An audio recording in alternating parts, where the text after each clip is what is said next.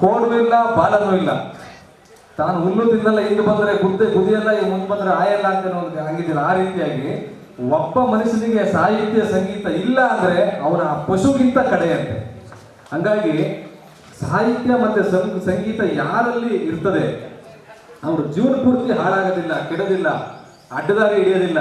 ಹಂಗಾಗಿ ಮಕ್ಕಳುಗಳಿಗೆ ಸಾಹಿತ್ಯ ಮತ್ತು ಸಂಗೀತನ ಚಿಕ್ಕ ವಯಸ್ಸಿಂದಾನೇ ಆಸುವಕ್ಕಾಗಿಡಬೇಕು. ಇಂಥ ಕಾರ್ಯಕ್ರಮಕ್ಕೆ ಆದಷ್ಟು ಮಕ್ಕಳುಗಳನ್ನ ಆ ಒಂದು ಪೀಳಿಗೆನ ಕರ್ಕೊಂಡ್ಬರ್ಬೇಕು ಅನ್ನೋದು ನನ್ನೊಂದು ಕಳಕಳಿಯ ವಿನಂತಿ ಮಾಡ್ತಾ, ಇವತ್ತು ಇಷ್ಟೊಂದು ಜನ ಸೇರಿದ್ದೀರಾ, ಬಹಳ ದೊಡ್ಡ ಕಾರ್ಯಕ್ರಮ ಇದೆ. ಆ ಹಾವಾಡಿ ಇಬ್ಬರು ಹೆಣ್ಮಕ್ಳು ಎಷ್ಟು ಚೆನ್ನಾಗಿ ಸ್ಯಾಕ್ಸೋಫೋನ್ ನುಡಿಸಿದ್ರು. ಸ್ಯಾಕ್ಸೋಫೋನ್ ನುಡಿಸ್ಬೇಕು ಅಂದ್ರೆ ಏನು ಸುಲಭ ಇಲ್ಲ, ನಾದ ಸ್ವರ ನುಡಿಸ್ಬೇಕು ಅಂದ್ರೆ ಸುಲಭ ಇಲ್ಲ. ಒಳಗೆ ನಿಜವಾದ ದಮ್ಮಿರ್ಬೇಕು, ದಮ್ಮು ಕೈಯಲ್ಲಿ ನಿಜವಾದ ರಿದಮ್ ಇರಬೇಕು. ದಮ್ಮು ಇದೆ, ರಿದಮ್ಮು ಇದೆ ಅಂತ ಅದ್ಭುತವಾದಂಥ ಕಲಾ ತಂಡಗಳು ಇವತ್ತು ಬಂದಿದ್ದಾವೆ.